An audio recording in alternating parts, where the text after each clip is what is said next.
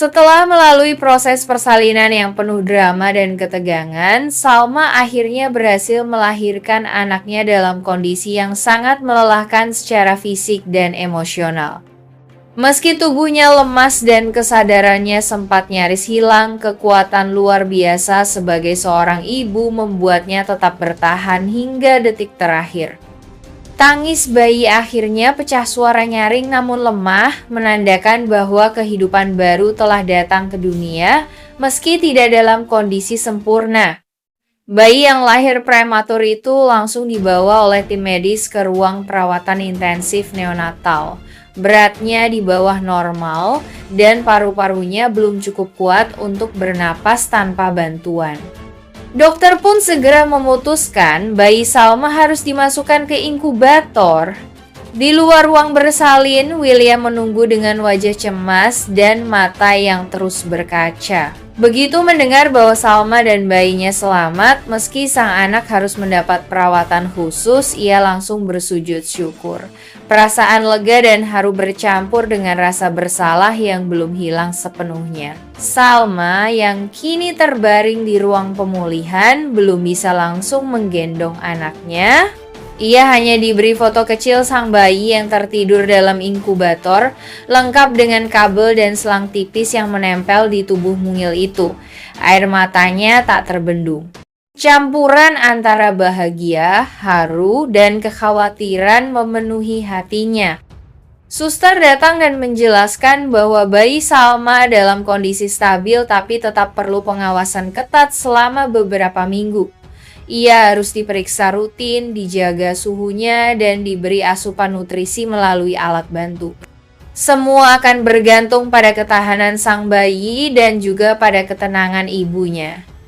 Sementara itu, William semakin sering menemani Salma. Ia mulai ikut berjaga di luar ruang NICU, membuktikan bahwa ia benar-benar ingin berubah dan menjadi ayah yang hadir. Tapi apakah semua itu cukup untuk kembali memenangkan hati Salma yang sudah terlalu sering terluka? Di ruang perawatan yang sunyi, hanya terdengar suara pelan alat medis dan bisikan suster yang lalu lalang. Salma terbaring lemah, tatapannya kosong menatap langit-langit. Sesekali ia menoleh ke arah jendela, mencoba menenangkan dirinya meski hatinya masih bergolak. Di dadanya masih terasa sisa rasa sakit bukan hanya karena proses persalinan yang berat, tapi karena luka batin yang belum sembuh. Pintu kamar perlahan terbuka. William melangkah masuk dengan pelan, membawa bunga dan selembar foto terbaru anak mereka yang sedang berada di inkubator. Wajahnya menunduk menahan emosi yang sejak tadi hampir pecah. Ia hanya ingin tahu bagaimana kondisi Salma dan ia ingin melihat anaknya lagi meski hanya sebentar. Namun saat mata mereka bertemu, Salma langsung memalingkan wajah. Tak ada sepatah kata pun, tatapannya dingin dan tubuhnya sedikit bergeser menjauh.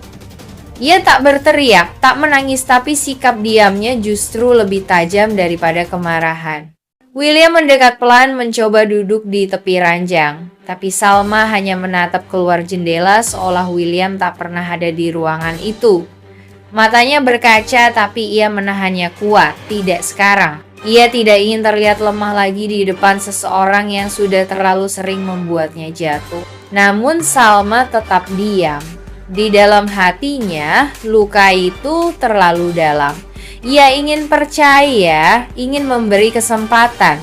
Tapi setiap kali ia mencoba, ingatan tentang kemarahan, KDRT, dan rasa takut yang dulu menguasai hari-harinya kembali menghantui. Terlalu banyak luka yang belum sembuh, terlalu banyak janji yang pernah dikhianati. Suster masuk, memecah keheningan. William sadar itu waktunya mundur. Ia bangkit perlahan, menatap Salma sekali lagi tatapan yang penuh harap tapi tak memaksa. Ia tahu jika cinta itu masih ada, maka waktulah yang akan menentukan. Tapi untuk saat ini, Salma belum siap. Setelah semua yang terjadi persalinan yang penuh risiko, trauma masa lalu yang belum sembuh, dan luka dari pengkhianatan serta kekerasan, langkah Salma selanjutnya adalah mencari ruang untuk dirinya sendiri. Ia tidak mau terburu-buru memutuskan. Apalagi kini ada satu nyawa kecil yang menggantungkan segalanya pada kekuatan dirinya sebagai seorang ibu. Salma akan memutuskan untuk memprioritaskan kesehatan mental dan fisik serta fokus pada bayi prematurnya. Ia mulai berkonsultasi dengan psikolog rumah sakit, menyadari bahwa trauma tidak bisa disembuhkan sendiri.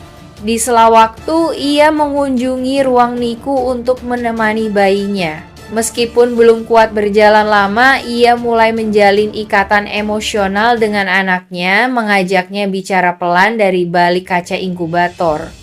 Meski William terus menunjukkan niat baik, Salma akan membatasi pertemuan. Ia belum siap membuka pintu hatinya lagi. Ia minta melalui suster atau perawat agar William tidak masuk kamar perawatan tanpa izin. Bagi Salma, memaafkan bukan berarti kembali.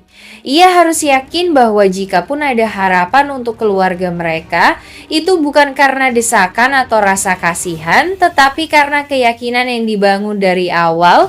Salma diam-diam menyusun rencana hidup mandiri, mungkin mencari tempat tinggal sementara setelah keluar dari rumah sakit, menata kembali usaha kafe miliknya yang sempat kacau karena campur tangan banyak pihak, dan bahkan menyusun rencana finansial sendiri demi masa depan anaknya. Ia juga mempertimbangkan opsi mediasi hukum jika akhirnya harus tetap meneruskan proses perceraian.